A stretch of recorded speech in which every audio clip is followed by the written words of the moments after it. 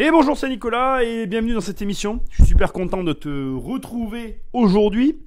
Alors, on va parler d'un sujet assez particulier. Il n'était pas vraiment prévu en fait, pour être tout à fait honnête. Je suis tombé sur une vidéo par hasard sur YouTube et je vais te raconter directement cette vidéo. On va parler de ça. Et tu vas voir que en fait, j'ai pas mal de choses à te dire. Ça va être intéressant. Ça parle d'argent, bien évidemment, et de ce qu'on peut en faire ou ne pas en faire. Alors le sujet de la vidéo que j'ai regardée, en fait, c'était un jeune qui finalement s'était payé une Ferrari. Donc c'était une vidéo, du coup j'ai un petit peu regardé le YouTuber qui faisait ce genre de contenu.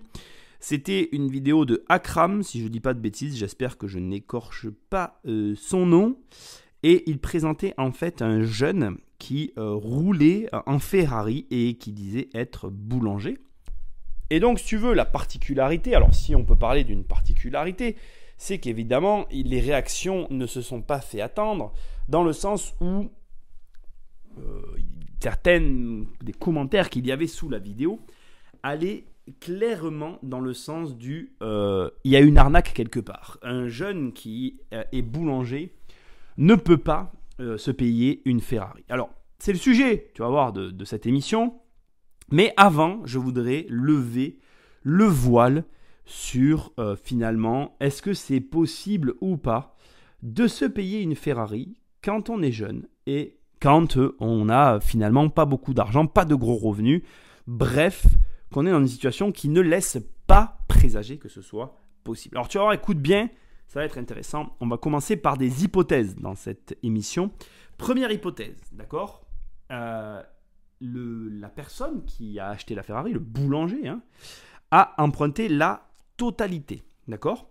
Et il a donc un crédit de 1 982 € par mois. Ça, c'est le montant de son crédit. Hypothèse numéro 2, enfin pas hypothèse numéro 2, hypothèse à compléter en fait avec celle-ci, je pars du principe que ce jeune gagne au moins de toute façon 2000 € par mois. Alors, à mon avis, il gagne très précisément entre 1800 et 2200 € par mois. Je pense qu'on peut supputer, évidemment, qu'on est sur ce genre de revenus. On a comme information dans la vidéo en question le fait que le jeune vive chez ses parents.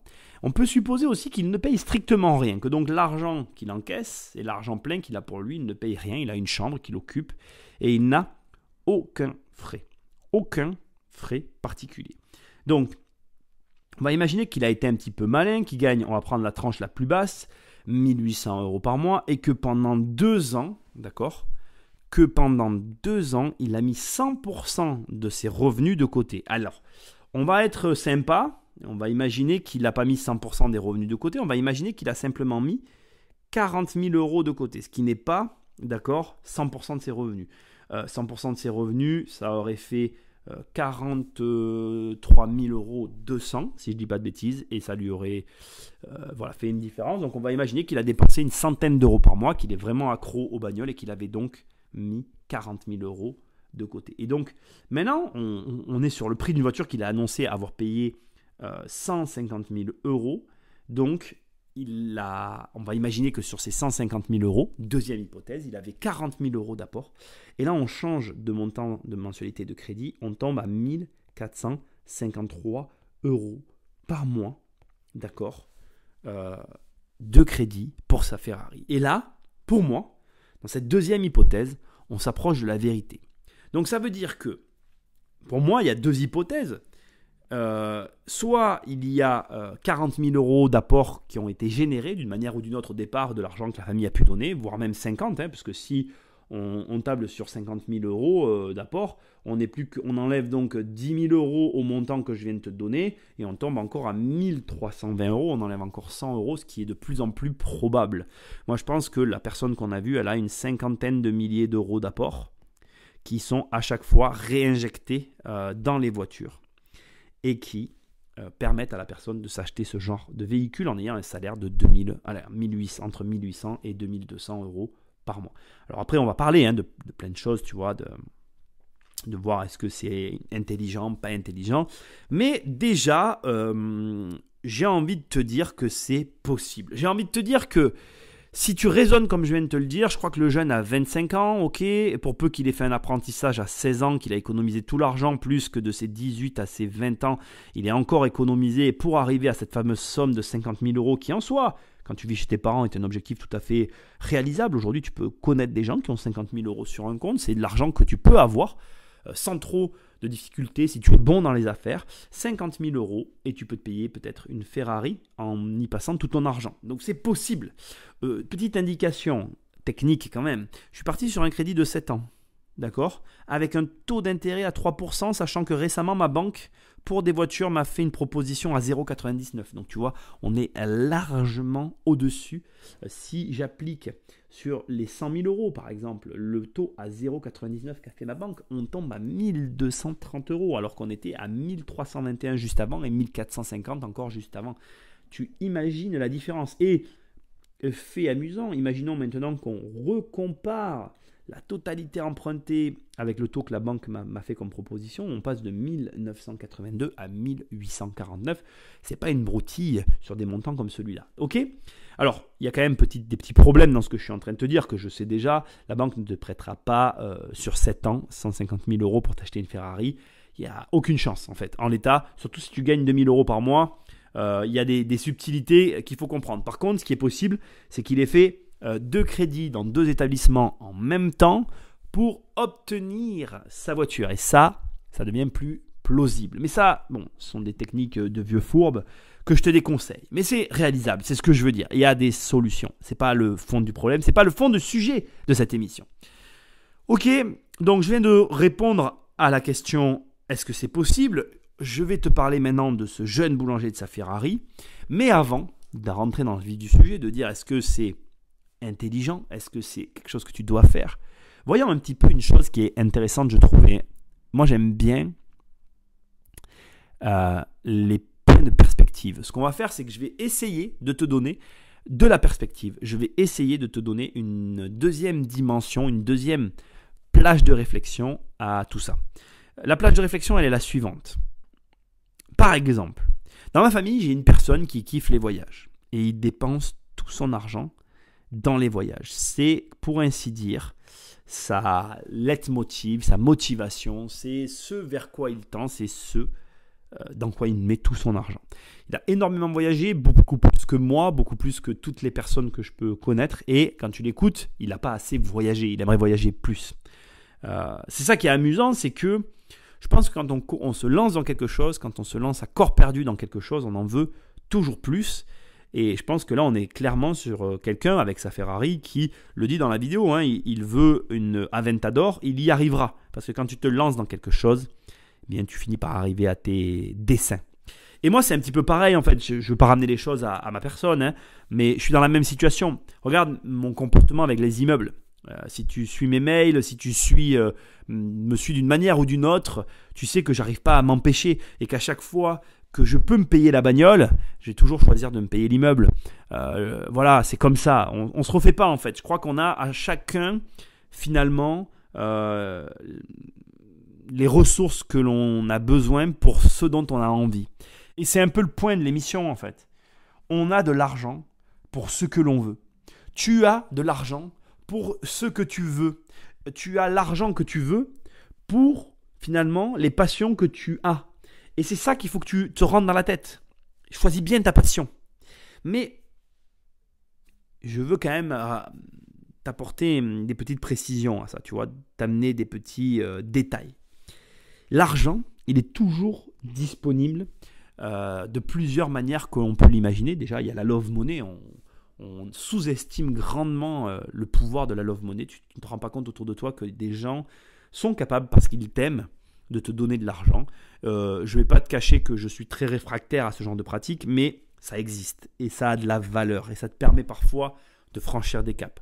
N'hésite pas à y avoir recours. Et pour l'avoir fait une fois, moi j'ai toujours donné des intérêts.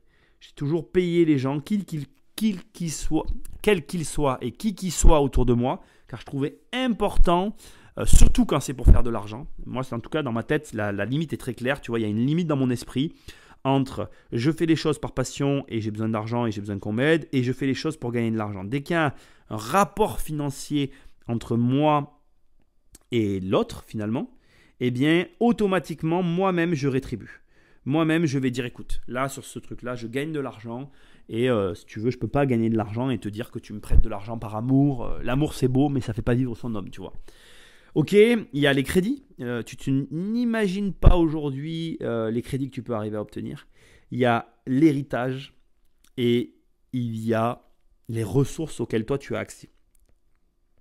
Ça aussi, c'est très sous-évalué. C'est-à-dire que tu n'imagines pas les ressources auxquelles tu as accès. Alors, c'est-à-dire les ressources des personnes autour de toi, de ton entourage, ton réseau, qui elles-mêmes sont dans une position où elles peuvent t'apporter en tant que financier de l'aide, les ressources toi, c'est-à-dire ce que tu es capable de faire et qui est rétribuable, qui peut être financé ou financer tes passions. Bref, tu as beaucoup plus de ressources que ce que tu n'imagines en fait. Tu es en toi-même une ressource, donc tu as quelque chose en toi qui t'amène au-delà de tout ce que tu peux imaginer. Donc l'argent est partout. En finalité, l'argent, c'est quelque chose que tu peux voir de mille et une façons. Et en réalité, ton accès à l'argent est 100% dépendant de la croyance de ce que de la manière dont toi-même tu vois l'accès à l'argent. C'est-à-dire que tu crois avoir un certain accès à l'argent et cette croyance que tu as conditionne l'argent que tu es capable d'avoir. C'est-à-dire que si tu crois que tu n'es pas capable d'avoir beaucoup d'argent, ben, tu n'auras pas beaucoup d'argent. Si tu crois que tu es capable d'avoir beaucoup d'argent, ben, tu auras beaucoup d'argent. Tu dois comprendre que ce que tu crois de l'argent que tu es capable d'avoir conditionne l'argent que tu es capable d'avoir. Le jour où j'ai commencé à faire n'importe quoi avec l'argent, alors que j'ai été quelqu'un très longtemps de très sensé avec l'argent, bien j'ai été très surpris des ressources que j'étais capable de mobiliser. Et ça, c'est juste hallucinant.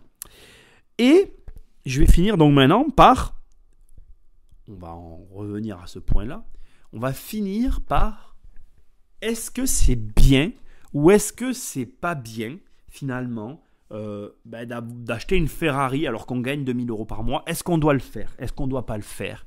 Etc. Alors, avant même que je parle de tout ça, je voudrais commencer par une chose qui est essentielle pour moi. Je ne suis personne pour te juger.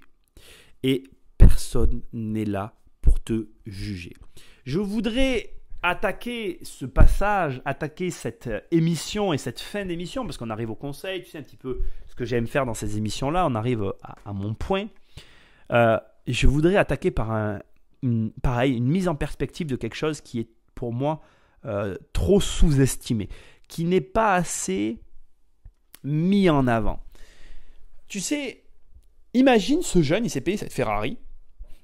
Et franchement, je vais te donner un avis, j'ai regardé la vidéo en entier, tu vois. Je l'ai regardé en entier. Et quand j'ai écouté le jeune parler, donc je pense que, je ne l'ai pas dit dans la vidéo encore, je crois que c'est la Ferrari du boulanger. Je ne sais plus trop comment il a appelé la vidéo, mais bon, tu la retrouveras sur YouTube. Tu sais quoi, j'ai un truc à te dire qui est vraiment important. Et je crois que en fait, j'allais te donner des conseils, blabla, mais je crois que ça va être ça le conseil en fait. Parce que je réalise en y pensant que c'est ce qu'il y a de plus important. Tu sais, imagine que ce jeune qui s'est payé cette Ferrari, en se la payant, il réalise qu'il est dans la merde et du coup il se bouge le cul pour gagner plus d'argent. Est-ce que la Ferrari lui a été nuisible? Sur un plan financier pur, si on écoute tous les conseils, oui.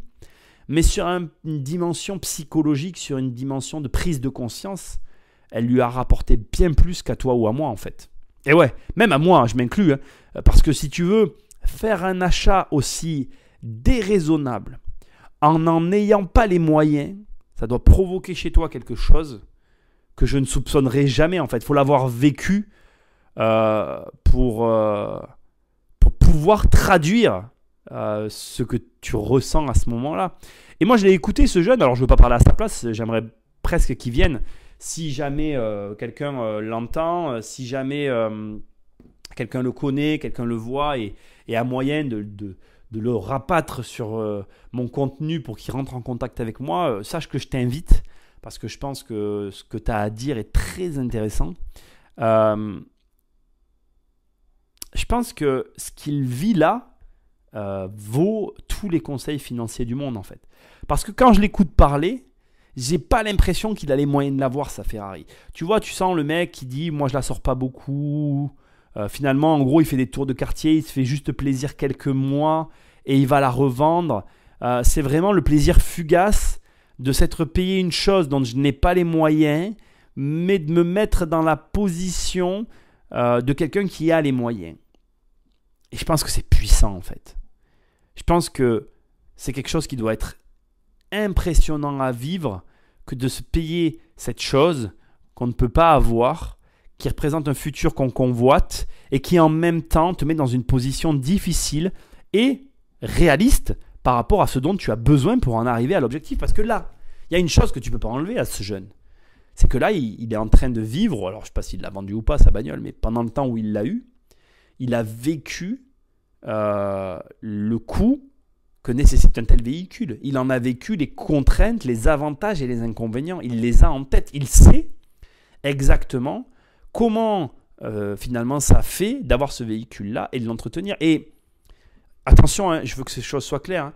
Si tu écoutes cette émission et que tu as les moyens de te payer ce véhicule-là ou un véhicule de luxe, tu vois, je pense que l'expérience est très, très, très différente. Je pense vraiment qu'on est sur une expérience totalement différente de ce que lui peut vivre et de ce que une personne qui peut se le payer peut vivre en fait. Ce sont deux expériences très différentes parce que, eh bien,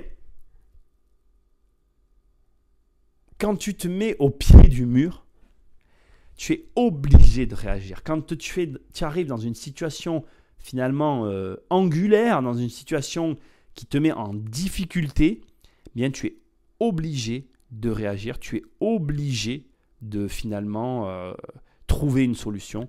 Et je crois que il n'y a pas meilleure école en fait. Il n'y a pas meilleure école si on veut franchir des étapes. Je pense qu'à un moment donné, pour franchir un cap, il faut se mettre dedans, quoi. Il faut y aller, il faut oser faire des choses, explorer des manières de faire qui sont complètement originales. Il n'y a personne qui aurait pu te donner ce conseil-là. Je veux dire, si tu viens me voir et que tu me dis, Nicolas, je gagne 2000 € par mois, je vais m'acheter une Ferrari, il n'y a aucun coach financier, aucun conseiller en investissement comme moi qui va te dire c'est la meilleure chose que tu vas faire dans ta vie. C'est clair. Il n'y a personne qui va te dire ça. C'est la réaction de 100% des gens, ça sera mais c'est débile. Tu gagnes 2000 € par mois, tu vas passer 100% de ton salaire là-dedans, tout ton argent, tu ferais mieux de faire autre chose avant de. Mais en fait, c'est complètement fou ce que je vais te dire, mais je crois que l'expérience qu'il a vécue, c'est sûrement la meilleure expérience de sa vie parce que derrière, il a pris une dimension par rapport à l'argent, par rapport à la situation dans laquelle il est, par rapport à ses objectifs, qu'aucune autre expérience que celle-là n'aurait pu lui donner. Et voilà, j'avais vraiment envie de partager ça avec toi dans une émission parce que ne va pas là où il faut aller. Ne fais pas les choses qu'il faut faire. Je crois qu'à un moment donné, on est obligé d'aller explorer de nouvelles pistes. Parce que si on veut avoir des résultats à la hauteur finalement de notre ambition, il n'y a que les nouvelles pistes qui peuvent nous les apporter. Il n'y a que les endroits où personne n'a jamais osé aller qui vont t'amener à des résultats que personne n'osera jamais imaginer. C'est aussi simple que ça. Et si tu veux atteindre ces objectifs, mais je crois qu'à un moment donné, il te faut dépasser la limite, franchir toutes les barrières, aller le plus loin que tu peux aller. C'est un drôle de conseil, c'est une drôle d'émission, mais j'avais trop envie de te la faire. Je suis en mode un petit peu pensif, tu vois, je réfléchis parce que moi, tu vois, de voir ça, ça m'a fait moi-même réfléchir. Ça m'a fait me dire, putain, mais qu'est-ce que moi j'ai fait d'aussi fou que ça en fait? Parce que moi j'en ai fait des choses de folles, mais je crois pas, je peux plus aujourd'hui faire ce qu'il a fait en fait, par rapport à ma situation et par rapport à là où j'en suis. La folie financière ne serait pas aussi représentative. Encore que j'ai la sensation d'avoir fait un peu la même chose que lui avec ma baraque. Je me suis vraiment payé une baraque, je pense, au-delà de... Et encore, selon comment tu le vois, c'est discutable. C'est très discutable. Mais je me sens quand même assez proche de lui au niveau de la maison. C'est vrai. Mais si tu veux, c'est vrai que, je vais être honnête avec toi, j'aurais dû... Non, je ne peux pas parler comme ça. J'ai fait d'autres choses à son âge différentes. Tu vois, moi, lui, il a acheté ça. Moi, j'ai acheté un immeuble. C'était aussi fou, en fait, à l'époque. Parce que mon immeuble, à l'époque, après l'appart que j'ai acheté, l'immeuble que j'ai acheté était vide, si tu veux. Donc, il me générait des coûts équivalents à sa Ferrari, tu vois. Bon, voilà, c'était pas pour le même but, on poursuivait pas le même objectif, mais c'était fou aussi, mais différemment, tu vois. Là, je suis vraiment impressionné, en fait. Je suis vraiment impressionné parce que, au-delà de la raison, sa passion déborde, elle explose, elle dépasse toutes les limites, et ça, pour moi en tout cas, ça forge le respect. Je t'invite vraiment à regarder cette vidéo, je la trouve inspirante, c'est le mot. Inspirante. Alors bon, n'aura pas les commentaires, il est claffi de jaloux et de gens qui ne cherchent pas à voir la performance au-delà de tout un tas de choses. J'aurais pu te faire une émission où je te dis c'est pas bien, il faut d'abord investir, après avoir investi, tu te la paieras ta Ferrari. Mais en fait, tu sais, je crois que regarde tous les gens qui ont, à un moment donné, explosé leurs résultats. Ils avaient un train de vie élevé. Et c'est parce qu'ils voulaient assumer leur train de vie qu'à un moment donné, ils avaient l'obligation d'avoir ces résultats-là. Moi, je te le dis, je vais finir avec ça. Ma baraque, quand je l'ai prise, elle était déraisonnable. Je vais même te dire qu'à un moment donné, j'ai eu des réflexions sur elle par rapport au coût général qu'elle engendrait. Et puis, tu sais ce que je me suis dit après ? Je me suis dit, mais en réalité, la maison, elle est à la hauteur de ma personne. Donc, garde-la. Augmente tes revenus. Explose tous les résultats pour que la maison ne soit plus un problème. C'est ça la réponse. Le mec, il a la Ferrari. Il a la Ferrari. Il veut la garder. Très bien. Achète la boulangerie. Si tu as la Ferrari, tu auras la boulangerie. Émission sur le thème de la pensée. Je suis très pensif en parlant de tout ça. Ça m'oblige à réfléchir à moi-même. En tout cas, j'espère que ça t'aura fait la même chose. Pense qu'en allant sur mon site, tu as accès à tous les programmes qui vont te permettre à toi aussi d'exploser tes résultats. Parle de ce podcast à des gens autour de toi. Les liens, tu les trouveras si tu as envie de les chercher. Au pire, je te laisse chercher sur Internet. Je sais que tu vas trouver. Moi, je te fais des bisous et on se retrouve dans la prochaine émission avec moins de pensée et plus de rigolade. Bisous.